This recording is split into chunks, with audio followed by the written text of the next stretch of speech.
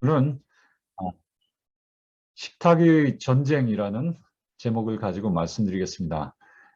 지난주에 우리는 전기업과 그리고 변연계 사이의 전쟁에 대해서 배웠고요. 오늘은 식탁 위에서도 전쟁이 벌어지고 있다 하는 사실입니다. 아,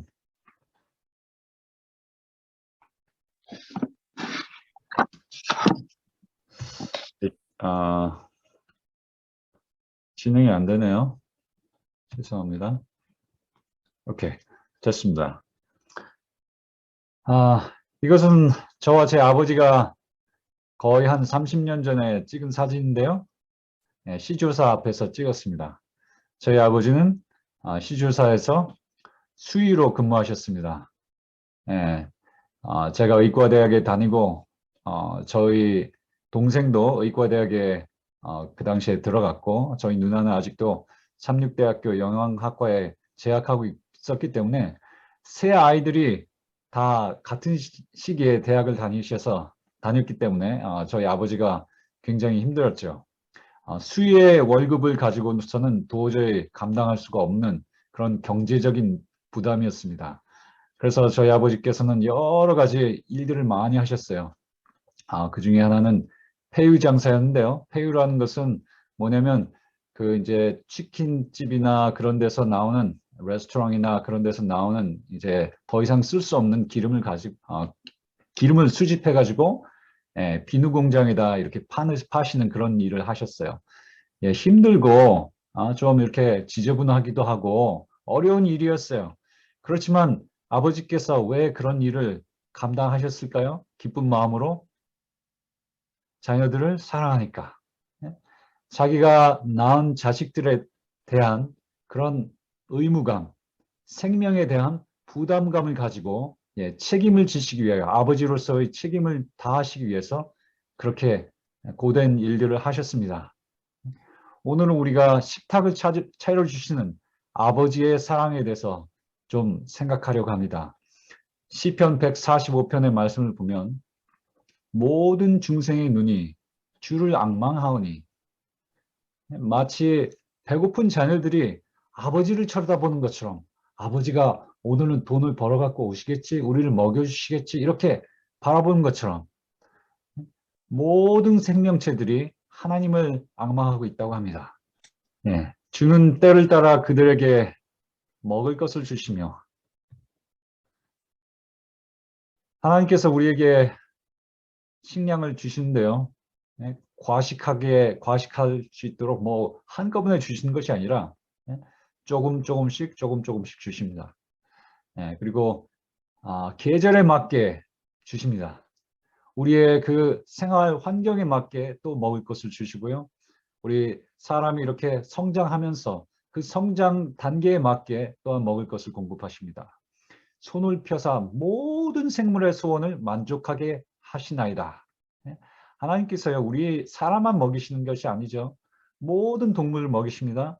한번 생각해 보십시오. 이 드넓은 지구 표면에서 자라고 있는 모든 풀포기들, 잡초를 포함해서 모든 나무들, 모든 수중에서 자라고 있는 산호초와 미역줄기와 모든 식물들에게 하나님께서 먹을 것을 공급하시고요. 그 식물들을 통하여 동물에게 또한 먹을 것을 공급하고 계십니다. 얼마나 놀라운 능력입니까? 하나님께서는요, 창조자이실 뿐만 아니라 마치 아버지처럼 또한 영위자, 서스테이너가 되시는 것입니다. 엄마와 아들이 부엌 식탁에서 식사를 하는 모습인데요. 이 아이가 엄마를 신뢰하죠. 이 아이는요, 엄마가 자기에게 어떠한 나쁜 음식을 줄 거라고 생각하지 않습니다. 엄마의 사랑을 알기 때문에 엄마가 주는 무엇이든지 의심하지 아니하고 믿고 먹을 수 있습니다. 엄마가 자기를 사랑하기 때문에. 사람은 그렇지만 인간적인 부모는 어쩔 때는 식품에 대해서 잘 모르기 때문에 어쩔 때는 아이에게 나쁜 것도 좋은 것인 줄 알고 그냥 맛있으니까 아이를 위해서 주는 경우가 있어요. 그렇죠? 그렇지만 하나님께서는요, 우리를 사랑하실 뿐만 아니고 모든 것을 완벽하게 아시는 지혜자이십니다. 전지전능한 하나님이시기 때문에 우리가 그분께서 우리에게 주시는 음식을 믿을 수가 있습니다. 사람 때문에. 잠언 30장 8절을 보면 Feed me the food that you prescribe for me. 한국말로 직역을 하자면 당신께서 제게 처방한 음식을 먹이소서. 그렇게 말하였습니다. 마치 의사가 환자에게 딱 맞는 약을 처방하는 것처럼 처방을 우리가 하나님께 받아야 됩니다. 이 처방은요, 다른 사람에게서 받으면 안 돼요. 마치 약물이 의사가 아니고 다른 사람에게 받으면은 좀 우리에게 손해가 될 수 있듯이 사람의 음식에 대한 처방전은요, 성경 말씀에 나와 있습니다. 오늘 우리가 하나님 백성들의 식사의 역사에 대해서 살펴보겠습니다. 창조로부터 시작해서 타락, 창조, 타락, 그리고 홍수, 또 출애굽 당시, 또 신약 당시까지 거슬러 올라가 보겠습니다. 우리가 이 음식의 역사를 볼 때요, 우리가 꼭 명심해야 될 것은 이것을 사랑의 눈으로 봐야지 우리가 확실히 알 수가 있고 명확하게 이해할 수 있습니다. 마치 예언과 그 성취의 역사를 바라보면 우리가 하나님께서 살아계시고 하나님께서 이 모든 것을 움직이고 계시고 성경이 진짜로 진리구나 하는 것을 알 수 있는 것처럼 우리가 이 음식의 역사도요, 하나님께서 사랑이시라는 것을 딱 명심하고 그것을 과학과 비교해서 보면 성경이야말로 정말 과학적인 책이고 책 중에 책이구나 하는 것을 확실할 수 있습니다. 창조 당시로 돌아가 볼까요? 창세기 1장 11절에 보면 하나님께서 셋째 날에 하신 일들이 나오는데요. 먼저 뭇과 물을 구별하셨죠. 물을 바다라고 말씀하시고 또 뭇을 육지라고 말씀하시고 또 육지와 바다를 다 카페트로 덮으셨습니다. 그런데 하나님께서 하신 그 식물을 창조하실 때 그 식물에 대한 분류가 아주 흥미롭습니다. 하나님께서 식물에 대한 분류를 하실 때요, 우리 사람은 이제 과학 시간에 유종자 식물과 무종자 식물, 그 다음에 또 유관 식물과 무관 식물, 뭐 이렇게 여러 가지로 나누지만 하나님께서 나누신 것은 분명히 먹거리에 의해서 나누신 것임을 알 수가 있습니다. 셋째 날에 미리 다섯째 날과 여섯째 날에 창조하실 동물들을 위하여 미리 밥상을 차려놓으신 것이었죠. 그래서 셋째 날에 하나님께서 말씀하시기를 땅은 풀과 씨 맺는 채소와 씨 가진 열매 맺는 나무를 내라 하시니 그대로 되니라, 그렇게 말씀하셨습니다. 그래서 사람에게는 이 중에서 씨를 가진 채소와 씨 가진 열매 맺는 나무를 우리에게 먹을 것으로 주셨습니다. 하나님이 이르시되 내가 온 지면에 씨 맺는 모든 채소와 씨 가진 모든 열매 맺는 모든 나무를 너희에게 주노니 너희의 먹을거리가 되리라. 이게 처방이죠, 처방. 땅 위에서 자라는 키가 작은 식물, 여기서 온 지면에라고 그랬죠. 온 지면에. 이것은 온 땅 위에라는 말과 좀 틀립니다. 이게 당연히 땅 위에 있는 것은 당연하고 여기서 하나님께서 온 지면에, 지면이라고 하는 것은 땅 바로 위에 있는, 그것과 비해서 나무들은요 키가 크죠. 땅 위에서 조금 더 떨어진 키가 큰 그걸 말하는 거죠. 그래서 땅 위에서 바로 자라는 키가 작은 식물들의 씨를 가진 부분이나 그 씨 자체, 예를 들어서 밭 열매, 바다에서 나오는 열매들이 뭐가 있습니까? 콩들도 있고 또 오이도 있고 그 다음에 토마토도 있고 그런 것들이죠. 그런 것들을 하나님께서 먹으라고 하셨고요. 그 다음에 곡류가 있습니다. 곡류가. 지금의 곡류는 우리가 씹기가 어렵고 생으로 먹기 어렵지만 에덴 동산에서는 분명히 달랐을 것입니다. 그 다음에 또 한 가지는 나무에서 씨를 가진 열매. 여기 지금 그 성경절을 잘 보면요, 씨 가진 열매 맺는 모든 나무를 너희에게 준다, 그렇게 말씀하셨는데 나무 자체를 먹을 것으로 준다는 말씀이 아니죠. 그래서 우리가 사과나무에서 그 뭐 둥치를 먹지 않습니다. 사과나무 가지도 먹지 않죠. 하나님께서 말씀하시는 것은 그 열매를 말씀하는 거예요. 그렇죠? 식물이 우리에게 줄 수 있는 가장 큰 선물은 열매입니다. 그렇죠? 우리가 사과나무를 씨를 심으면요. 그것이 처음에는 작게 싹을 맺히고 그 다음에 키가 자라고 그 다음에 이파리가 나오고 그 다음에 몇 년이 지난 다음에 사람에게 그 농부에게 보답하는 것이 열매입니다. 이것이 내가 줄 수 있는 가장 좋은 거예요. 이것을 드십시오. 이렇게 하고 자연이 우리에게 주는 선물이죠. 이 가장 식물 중에서도 가장 중요한 부분인 그 최종적인 결과인 산물인 열매를 하나님께서 사람에게 처방하신 이유는 무엇일까요? 제가 이렇게 여러분들에게 왜 그렇게 하셨을까요? 물어볼 때마다 여러분의 대답은 사랑 때문에 그렇게 말씀하시면 됩니다. 한번 연습해 봅시다. 왜 하나님께서 이 열매를 우리에게 주셨을까요? 사랑 때문에. 그렇죠? 사랑 때문에.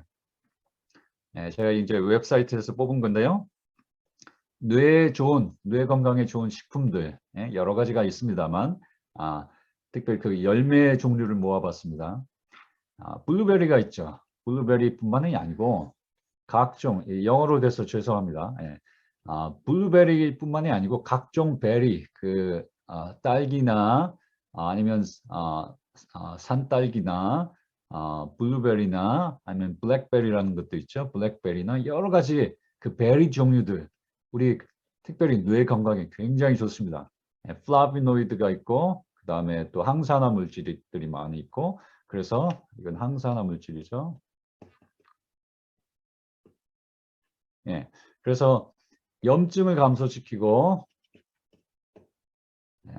또 뇌세포 간의 커뮤니케이션, 그 의사소통을 증진시킨다 하는 거고 그 다음에 또 여러분이 기억하셔야 될 것은 뇌 건강을 위해서 안타이옥시던트 항산화 물질과 비타민 E 그 다음에 또 건강에 좋은 오메가3 지방산들이 들어있는 이 넛을 드십시오. 넛. 견과류들을 많이 드시고 아보카도도 추천합니다. 아보카도. 이 화면에서 중요한 거는 하나님께서 우리에게 인간에게 이렇게 특별한 나무의 열매들 또 밭의 채소의 열매들을 우리에게 주신 이유는요. 우리가 뇌를 사용해서 하나님과 교통할 수 있도록 그렇게 만드셨기 때문입니다. 사람 때문이죠. 그 다음 슬라이드 가봅시다. 그 다음에 에덴 동산에서는 또 특별한 나무들이 2개가 더 있었습니다. 그렇죠? 하나님과 인간의 관계를 규정하는 나무였어요. 생명나무가 있었고 선악을 알게 하는 나무가 있었습니다. 이 생명나무의 열매를 먹지 않으면 사람이 영생할 수가 없었어요. 그렇죠? 그러니까 사람의 생명은 하나님께서 나왔음을 인식시키기 위해서 하나님께서 그렇게 하셨습니다. 그래서 사람의 불멸성은요, 사람이 죽지 않는 이유는 뭐 하나님과 같은 똑같은 불멸성이 있는 게 아니고 우리는요, conditional immortality, 우리는 조건적 불멸성이 있습니다. 그분의 말씀에 순종하고 그분께서 우리에게 먹으라고 하신 것들을 먹을 때 이 선악과를 먹어야 됐습니다. 그렇죠? 그래서 그렇게 해서 영생을 할 수 있도록 하셨어요. 안 그러면 사람이요 선악과를 죄송합니다. 생명나무를 먹지 않고도 계속해서 영생할 수 있으면 자기가 하나님인 것처럼 착각하겠죠. 그렇죠? 또 선악을 알게 하는 나무를 주셨어요. 선악을 못 먹는 나무가 하나 있었습니다. 그렇지 않으면요 사람이 세계가 자기 것인 줄 알고 착각하겠죠. 자기가 건드려서는 안 되는 나무가 있다는 것을 모르겠죠. 사람에게요 하나님께서 이 선택권을 주셨어요. 생명나무로 갈 수 있도록 하시고 또 하나는 선악과를 또 갈 수 있도록 그렇게 우리에게 자유의지를 가진 도덕적인 존재로 창조하셨습니다. 왜 그렇게 하셨어요? 사람 때문에 우리에게 선택권을 주신 것입니다. 하나님께서는 강제하시는 법이 없습니다. 사랑에는 항상 선택권을 줍니다. 우리 어떤 사람을 내가 강제로 사랑하게 할 수가 없어요. 그것은 사랑이 아닙니다. 그래서 이제 창조 당시에 음식의 3 종류가 있었다는 것을 금방 알 수가 있죠. 하나는 하나님께서 먹으라고 하신 것입니다. 먹으라고 하신 것. 식물의 열매 부분. 씨가 들어있는 부분이죠. 생명과 과일나무, 견과, 곡식, 바게트, 열매 그런 것들이 있었고 이것은 하나님께서 먹으라고 하신 식품들이고 그 다음에 먹지 말라고 하는 것이 있었습니다. 에덴 동산 안에서도 먹어서는 안 되는 것들이 있었죠. 그렇죠? 그것이 선악과였어요. 그 다음에 중간에 동물의 음식이 있었는데요. 이것은요, 아담과 하와가 먹을 수도 있습니다. 먹는다고 죽지 않습니다. 자, 아담이 볼 때 양이 케일을 먹고 있다고 칩시다. 양이 지금 케일 이파리를 먹고 있어요. 아담이 나도 한번 먹어보자. 이거 좀 먹을만 한데 나는 이게 싫다. 그렇다고 죽지는 않죠. 예, 먹을 수도 있지만 죽지는 않는 음식. 그렇다고 그것이 항상 먹어야 되는 항상 주로 먹는 음식이 돼서는 안 되는 음식. 이 중간에 음식이 있었습니다. 그렇죠? 그래서 이 신호등에 비유할 수 있겠는데요. 하나는 그린 라이트. 예, 먹어야 되는 음식. 그 다음에 먹지 말아야 되는 음식. 빨간불. 그 다음에 하나는 옐로우. 조심해야 될 음식. 세 가지가 있었다고 하는 것입니다. 사실은요. 에덴 동산에서 뿐만이 아니고 역사 전체를 통해서 이 세 가지 종류의 음식이 존재해 왔습니다. 네. 그래서 최선의 음식, 인간의 건강을 위해서 하나님께서 먹으라고 하신 최선의 음식이 있었고 베스트 푸드. 그 다음에 용인된 음식. 먹어도 되지만 그것이 우리가 주로 먹어야 될 음식은 아닌 그러한 음식이 있었고 그것을 저는 2등급 음식이라고 합니다. 그 다음에 세 번째는 먹어서는 안 되는 위해 음식, 먹지 말라고 하는 음식이 있었어요. 동그라미, X, 세모 그런 1등급, 2등급, 3등급의 음식이 역사상 존재했습니다. 타락 이후에는 어떻게 됐습니까? 타락 이후에 우리 몸에 변화가 있었습니까? 그렇죠. 예, 변화가 있었고요. 그 다음에 환경의 변화가 있었습니까? 있었습니다. 그래서 이 타락 이후에 체외와 체내의 환경의 변화를 위하여 그 변화 때문에 일어난 그 사실 때문에 하나님께서 우리에게 다른 음식을 처방하셔야 했었습니다.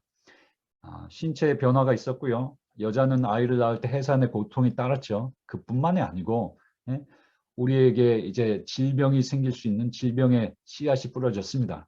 가시와 엉겅퀴가 났죠. 생산력이 감소될 거고 그 다음에 그 뱀과 여자 사이에만 원수관계가 생긴 것이 아니라 모든 생물 간에 원수관계가 생겼습니다. 그래서 이제 미생물들과 사람은 적대 관계에 있게 되었습니다. 아직도 공생관계에 있긴 하지만 적대 관계까지 거기에 추가되었습니다. 그래서 거기에 대해서 하나님께서요 우리에게 면역기를 주셨어요. 생명과가 유실되면서 마치 제가 여기 핸드폰이 있는데요. 이 핸드폰이 밤새도록 차지를 한 다음에 낮에는 점점 수명이 짧아지죠. 우리가 생명과를 잃어버리면서 우리는 이 핸드폰처럼 세상을 살게 되었습니다. 우리의 생명에 제한이 있게 되었어요. 이러한 경우에 하나님께서 처방하신 것이 무엇이냐? 바로 채소를 처방하셨습니다. 에덴 동산 안에서는 사람이 채소를 먹지 않았죠. 그렇죠? 이파리를 먹지 않았습니다. 이제 그렇지만 에덴 동산 밖에 나가서는요. 동물들이나 먹었었던 채소까지 먹게 되었어요. 한번 생각해 보세요. 하와는 선악과를 따먹을 때 자기가 하나님처럼 되는 줄로 생각했습니다. 신분의 상승을 기대했지만 사실은요. 신분의 강화를 가져왔습니다. 그래서 강등을 가져왔습니다. 그래서 우리가 이제 채소를 먹게 됐어야 되는데 이것이 분명히 형벌 중에 하나인 것이 사실이지만 아직도 우리 아이들은 아직도 이 채소 먹는 거 싫어하거든요. 그렇죠? 아이들 그런 경우가 많죠. 이 형벌이긴 하지만 하나님께서 하신 모든 것은요. 이유가 있고 거기에는 사랑이 있습니다. 사랑 때문에 하나님께서 그렇게 하셨어요.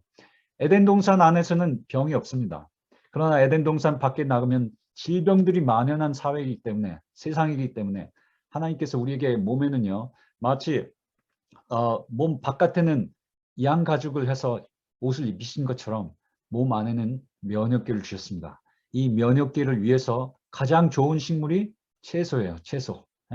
그리고 우리 몸이 망가진 것을 보존하고 복구하기 위해서 또한 가장 필요한 것이 항산화 물질.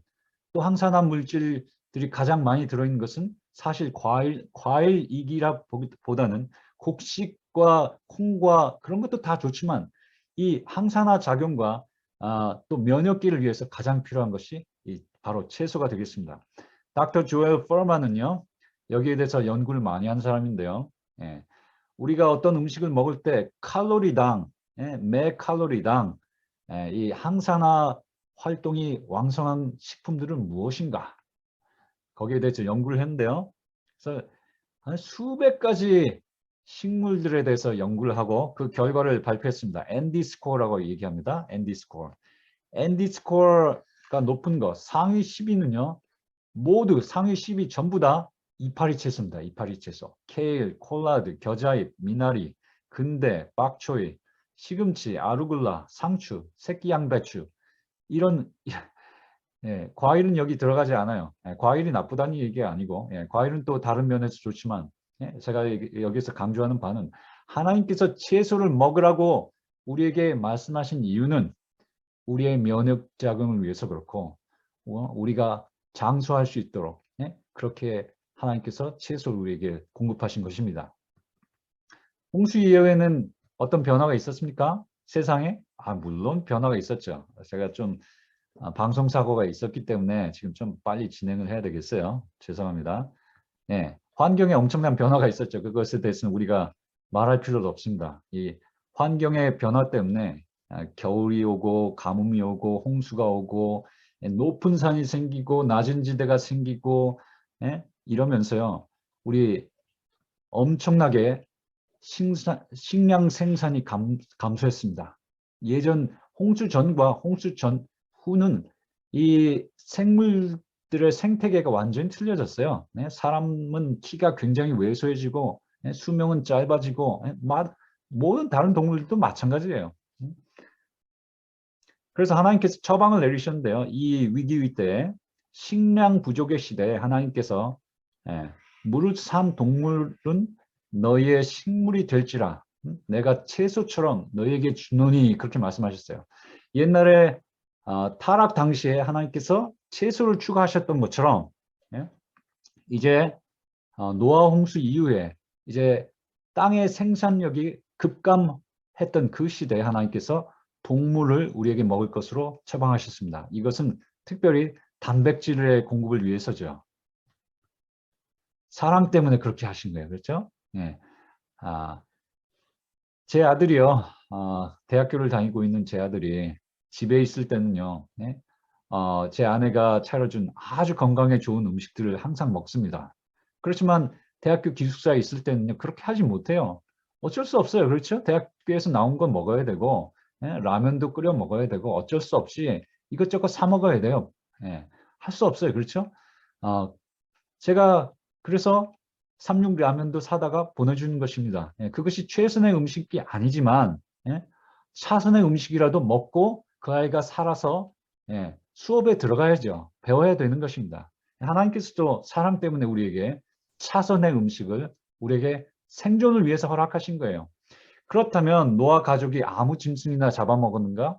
그렇지 않습니다. 노아도요. 정한 짐승과 부정한 짐승이 있다는 걸 알고 있었어요.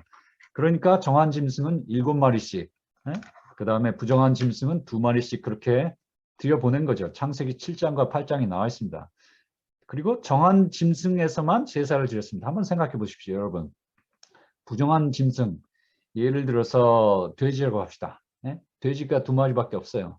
그런데 노아가 난 돼지고기가 먹고 싶다. 그래서 돼지를 1마리 잡아먹으면 그 중에 순놈을 잡아먹으면 이 돼지가 어떻게 됩니까?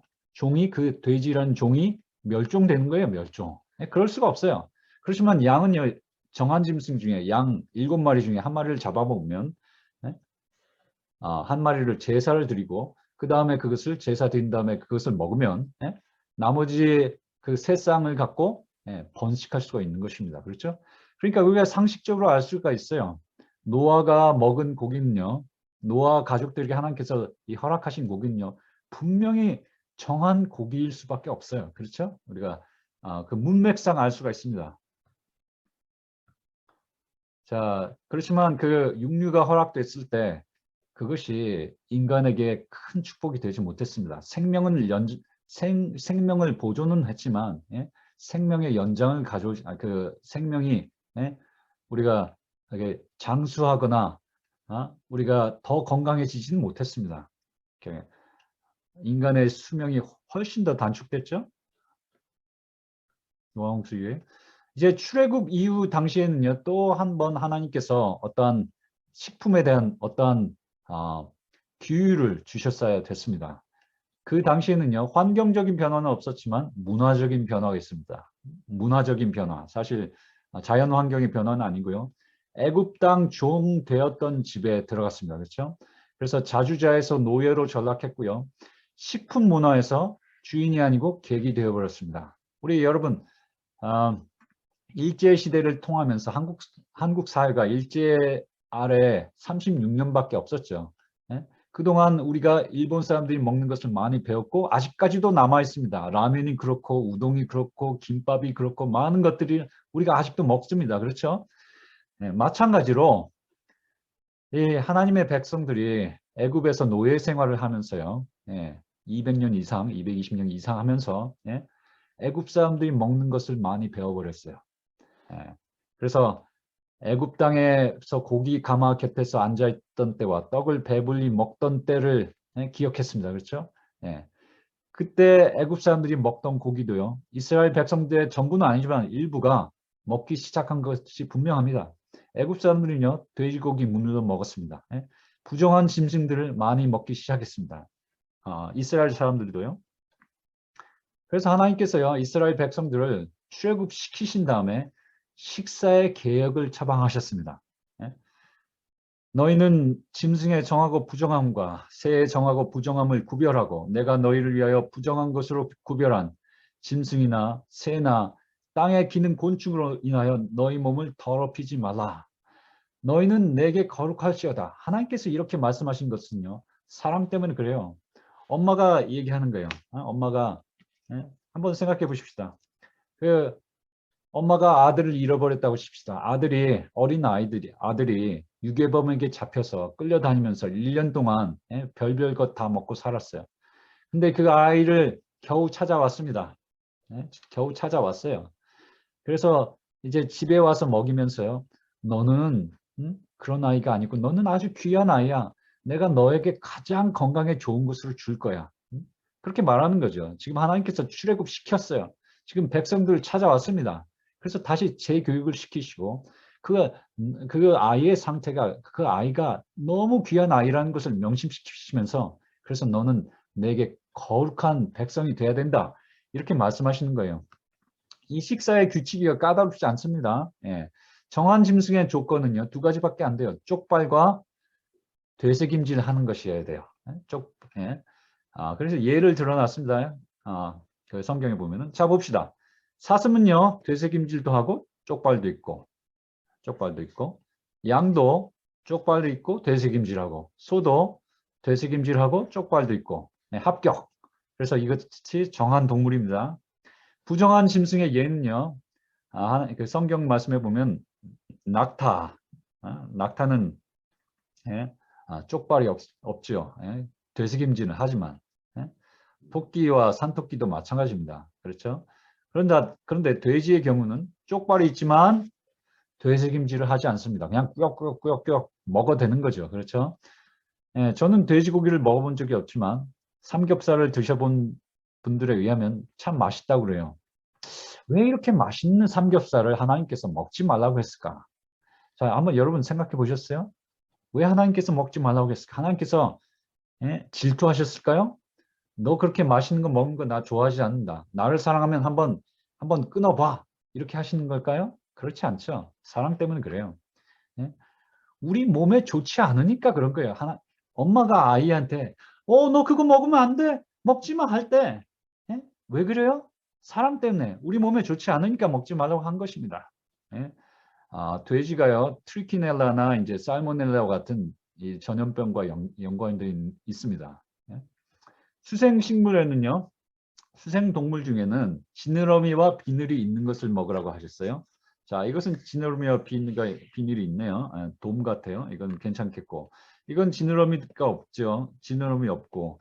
또 어떤 생물들은 또 이렇게 지느러미가 있지만 또 비늘이 없는 것들이 있습니다. 뭐 상어 같은 것이 있죠. 상어나 장어 같은 것들은 그렇습니다. 이런 수생동물들은 바닥 생활 동물들이거나 그래서 이제 오염된 물질들이 이제 바닥에 가라앉습니다. 바닥에 사는 동물들이거나 흡입하는 동물들 이렇게 빨아먹는 서커들, 석션한 동물들 이런 것들은 이제 오염된 물이 이제 계속 몸으로 들어오겠죠. 얘네들은요 여기서 보시면 아시겠다시피 이제 그 콜레스테롤이 많은 동물들이 여기에 나와 있는데요.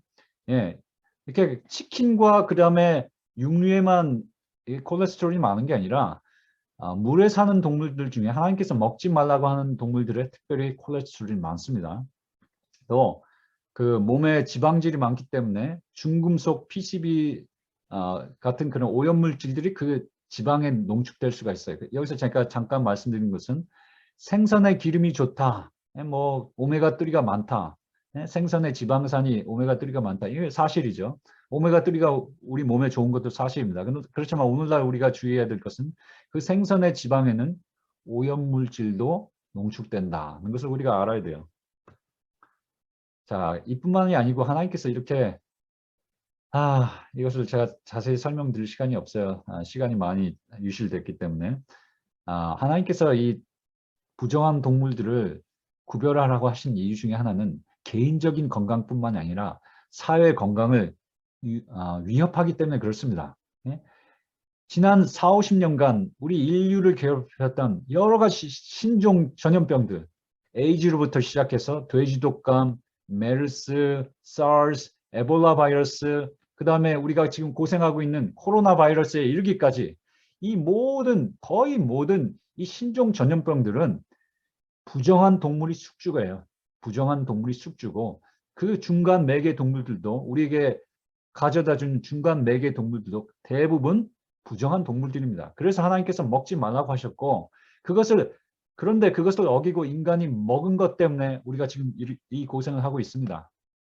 신약시대가 와서는 어떻게 됐을까요?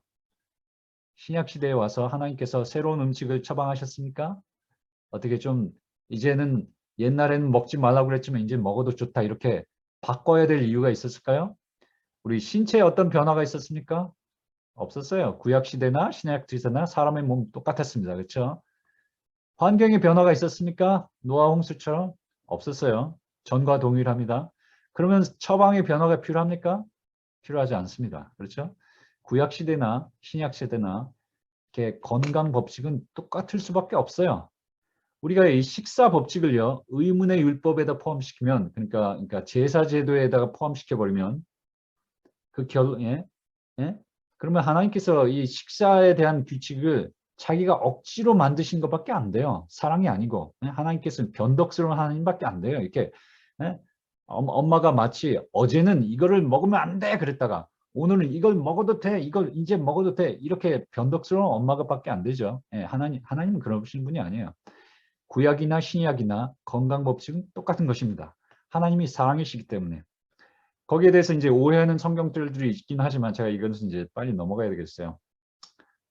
죄송합니다. 예수님 말씀에 대한 오해도 있지만 그것은 이제 성경을 연구해 보면 문맥을 자세히 살펴보면 예수님께서 그 아무거나 먹어도 된다고 말씀하신 게 아님을 분명히 알 수가 있고요. 베드로의 꿈을 갖고 사람들이 논두하죠. 그 보자기 안에서 각종 짐승들이 있었습니다. 정한 짐승도 있고 부정한 짐승도 있고 하나님께서 잡아먹으라고 했을 때 베드로가 난 이거 부정한 거 먹지 않습니다. 하나님 그렇게 항변했죠. 그러나 여기에서 또 하나님께서 식품에 대해서 말씀하신 게 아니랐고 베드로의 결론을 읽어보면 알 수 있어요. 하나님이 사람을 외모로 취하지 아니하시고 각 나라 백성 중에 하나님을 경외하고 의를 행하는 사람은 하나님께서 받으시는 줄 알았도다. 이것은 식품에 대한 그런 하나님의 처방의 변화를 말하는 꿈이 아니고 하나님께서 이방인도 이제는 받으신다 하는 것이었죠. 그렇죠? 그래서 이제 성경의 식품 3등급은요. 하나님께서 식물의 열매 부분과 함께 채소를 우리에게 먹으라고 하셨습니다. 그것이 1등급이고 그 다음에 정결한 동물이 먹어도 된다 허락하신 게 2등급이고 그 다음에 부정한 동물은 안 된다 3등급이죠. 자, 그런데 현대 사회에는 어떤 변화가 필요할까요? 한번 생각해 보십시오. 변화가 필요합니다. 예? 왜냐하면 식생활 환경이 너무너무 많이 바뀌었어요. 유익한 변화들이 있었습니다. 이제 식량이요. 노아 홍수 때는 달라요. 식량의 공급이 많아졌습니다. 예? 그 다음에 해로운 변화들이 또 있습니다. 공해가 시작됐고 동물들은 병들었고 인공 음식들이 출현했습니다. 예? 신약 시대에는 없었던 공장에서 만들어낸 엄청난 음식들이 있기 때문에 우리가 그 음식들을 어떻게 가려내야 될지 성경과 과학을 가지고 판별해야 되는 시대가 되었습니다. 그렇죠? 식량 생산이 노아홍수 때문에 엄청나게 줄었다가요. 그 다음에 산업혁명을 통해서 굉장히 증가했습니다. 그렇죠? 그 결과로 우리에게 이제 먹을 것이 풍족한 시대가 되었습니다. 홍수전 세상에서는요. 식량이 풍족했기 때문에 육식이 필요 없었습니다. 그렇지만 홍수 때문에 식량 부족의 시대가 왔을 때 하나님께서 생존을 위해서 육식을 허락하셨어요.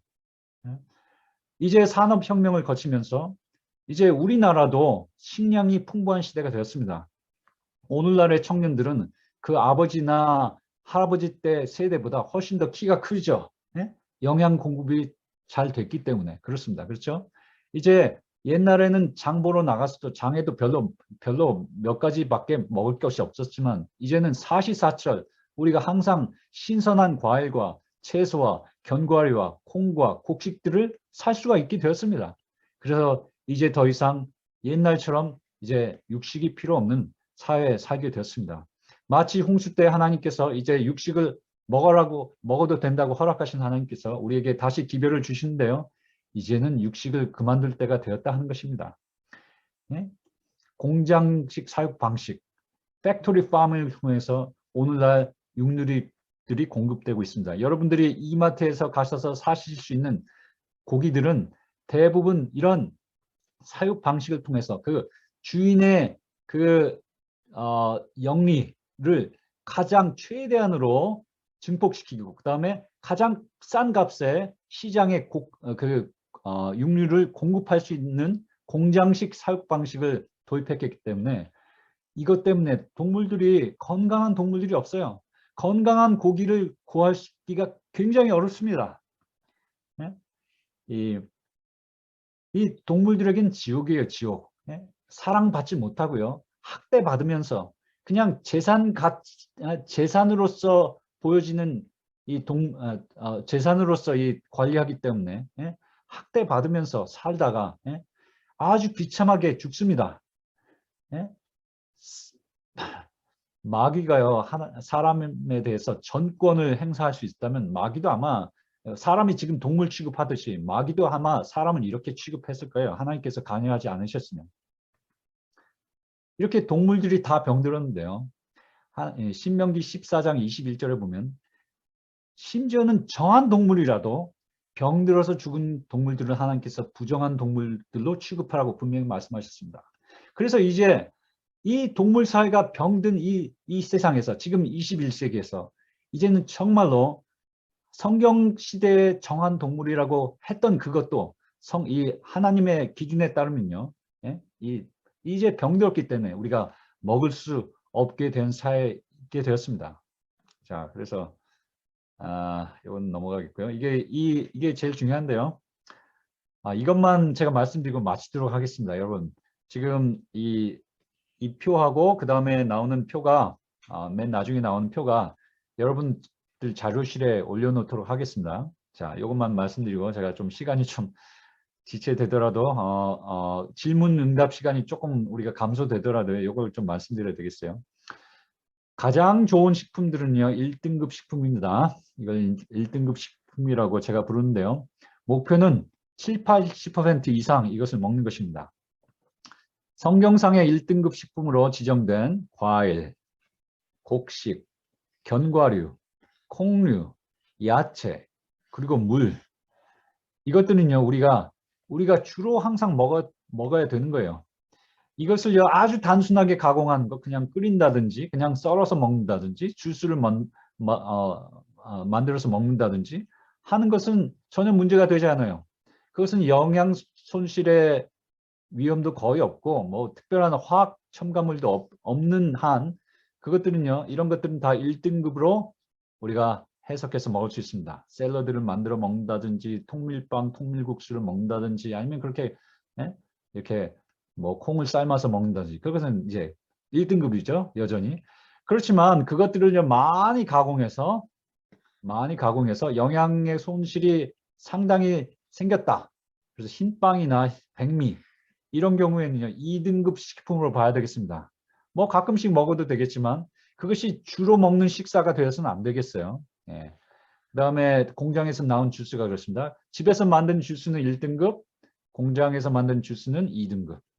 그다음에 두부같이 이제 고기 대용품은 비록 우리가 이제 고기보다는 좋지만은 아직도 이게 가공이 많이 되었기 때문에 영양 유실이 많고 그다음에 이렇게 영양이 농축되었기 때문에 어떤 면에서 이렇게 너무 열량이 농축되었기 때문에 이것은 2등급 식품으로 봐야 되겠습니다. 2등급 식품은 먹어도 되지만 우리가 너무 많이 먹어서는 안 된다. 절제를 해야 됩니다. 그렇죠?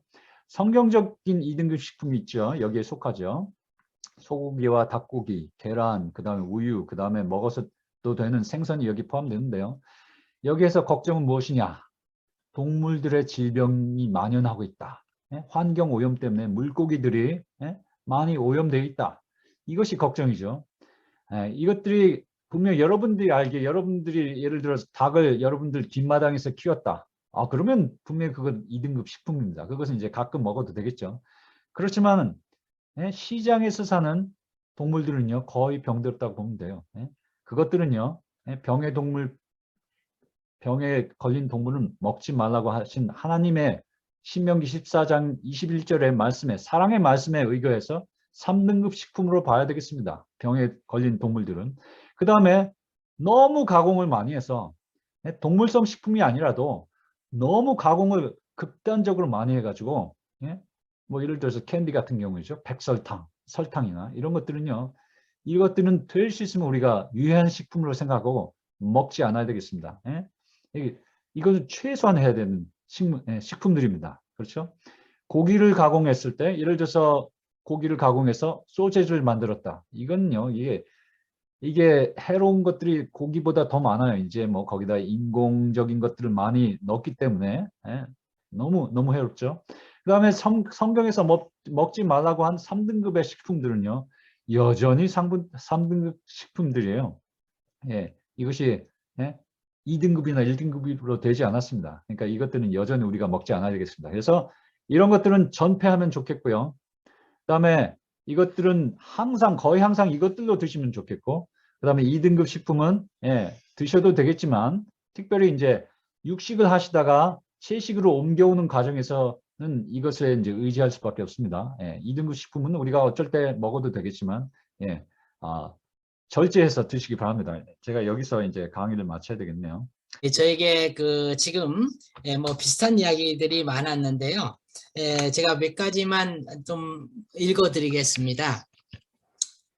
오늘 강의 중에 하나님께서 음식을 허락한 경우도 있었고 또 이제 레위기에 있는 말씀처럼 하나님 먹어야 될 음식들을 이야기하셨습니다. 그런데 이 고기는 아니어도 예수님도 생선을 드셨는데 그 생선도 많이 이 오염되어 있는 것이 문제라고 생각하는데 채소도 농약을 많이 사용해서 요즘에 오염이 심각합니다. 사실은 음식물에 대한 것이 늘 고민인데 채소를 많이 먹는다고 해서 건강을 지킬 수 있는지요? 이렇게 질문하셨고요. 농약 문제가 걱정입니다. 해답이 없을까요? 이렇게 질문하셨는데요. 예, 감사합니다. 그것이 사실입니다. 오늘날 우리가 안심하고 먹을 수 있는 것이 많이 있지 않아요. 우리가 직접 기르지 않는 한. 그러니까 우리가 작은 채소밭이라도 갖고 있는 것은요, 우리에게 참 좋은 것이고요. 그리고 비싸더라도 유기농, 그리고 농약을 주지 않았다고 그렇게 말하는 그런 것들을 농산물을 사 먹는 것이 우리가 좋은 그 투자입니다. 그런데요, 그 보면요, 그 농약을 뿌린다고 하지만은 여러분 생각해 보시다. 그 생태계의 그 피라밋이 있죠. 여러분 기억하세요? 생태계의 피라밋이 있는데 농약도 마찬가지고 모든 오염물질이 마찬가지입니다. 우리가 이제 식물이 맨 밑에 있고요. 그 다음에 동물이 그 위에 있고 점점 그 올라가면 올라갈수록 그 농약이든지 모든 환경 오염 물질들의 성분이 점점 증가합니다. 그러니까 채식과 육식에 둘 다 오염되어 있다고 하지만 이 세상에서 그렇지만 육류에 훨씬 더 많은 농약과 그 다음에 오염 물질들이 농축되어 있어요. 그래서 우리 할 수 없이 이 세상에서 안 먹고 살 수는 없죠. 하나님께서 우리에게 차선이라도 먹고 살아라 하시는 것입니다. 그렇죠? 우리가 그게 한 가지 기별이에요. 예. 그래서 우리가 최선이 아니라면 여러분들이 유기농 농산물 여러분들이 집에서 길러낸 농산물을 먹을 수 없다면 어차피 사 먹을 수밖에 없다면 여러분 그래도 채식을 하는 것이 육식하는 것보다 훨씬 낫다는 거예요. 그렇죠? 그 오염 물질 기준으로 오염 물질에 그 관해서도 마찬가지입니다. 채식이 훨씬 낫습니다. 네. 우리가 최선을 다하는 것이 할 수 없습니다. 예. 이 예, 세상에 감사합니다. 네, 한 가지만 더 예. 이건 과학적인 질문을 드리겠습니다. 이렇게 했는데요. 그 육류가 그 단백질 단백질로 환원되는데 시간이 빠릅니다. 채소보다. 그런데 채소를 육류에 비해서 흡수력이 굉장히 낮은데 시간이 늦은데 아까 그 강의 중에 1등급 그 육류는 가능하다고 했는데 그 콩을 먹는 것보다 2등급, 예, 2등급이죠. 육류는 2등급. 예. 2등급 그거는 어떻게 생각하시는지 이렇게 예. 제가 이거 흡수가 빠르다고 그게 잘 모르겠습니다. 그게 맞는 얘기인지 제가 확실하지 않습니다. 흡수가 빠르다는 게 무슨 말씀인지 의미인지 제가 이해가 안 가는데요. 근데 이렇게 얘기할 수 있어요. 제가 이제 말씀하신 의도는 이제 육류 단백질을 옛날에는요 클래스 A 프로틴 그래서 1등급 단백질 A등급 단백질로 얘기했고요. 식물의 단백질은요 B등급 단백질로 얘기한 적이 있었습니다. 그것은 요즘엔 그렇지 않아요. 옛날 식품과학이에요. 옛날 식품과학 1950년대 때 그렇게 얘기했습니다. 예. 그렇지만 요즘에는 그렇게 생각하지 않습니다. 식물에도요 우리에게 필요한 필수 아미노산들이 골고루 다 들어있고요. 그것은 이제 증명이 되었고 우리가 골고루 먹는 것이 중요합니다. 골고루 먹고 우리가 충분히 섭취하면요 견과류와 그다음에 콩류를 골고루 이게 편식하면 안 돼요. 골고루 섭취하면 우리에게 필요한 모든 영양소들이 충분히 들어올 수 있습니다. 그리고 사실은요 이게 중요한 것은 육류 단백질의 문제는 육류 단백질만 먹을 수 없다는 거예요. 무슨 말이냐? 육류에 반드시 단백질과 엉켜서 붙어 있는 콜레스테롤이 들어올 수밖에 없어요.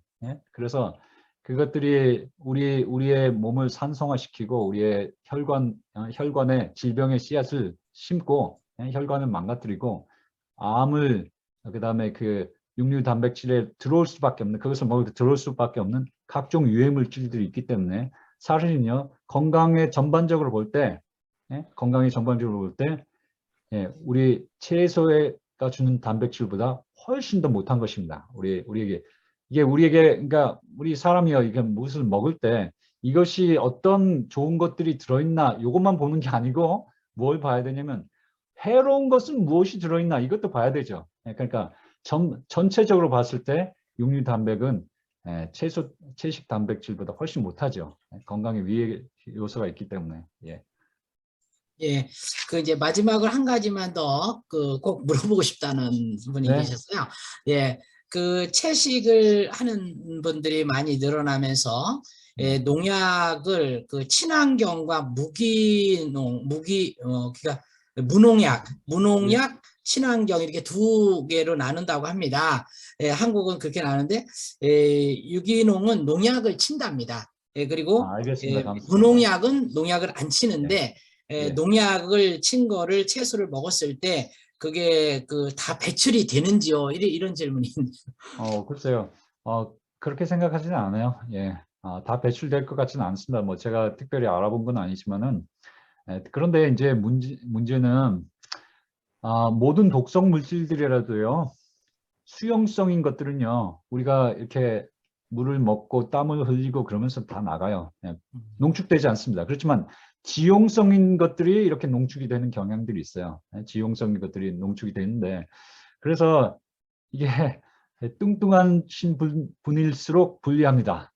우리가 지방이 많으면 저장, 이게 여러 나쁜 지용성 화학 물질들이 거기에 농축될 가능성이 많아요. 그래서 우리가 주의하시면 좋겠습니다. 네, 감사합니다. 잔류량이 예, 분명히 있을 것입니다. 신체 잔류량이 분명히 있을 수밖에 예, 없어요. 몇 가지 뭐 질문이 있었습니다만 중복된 내용들이어서 이 정도로 오늘은 소개하도록 하겠습니다. 4주 동안 계속 되고 있습니다. 이제 다음 주 마지막 한 주가 남았는데요. 많은 분들이 또 관심을 가지고 참여해 주시고 계십니다. 오늘 강의해 주신 닥터 김홍재 강사님 진심으로 감사드립니다. 다음 주에 또 뵙겠습니다. 여러분 다음 주에 꼭 함께 뵙도록 하겠습니다. 감사합니다. 네.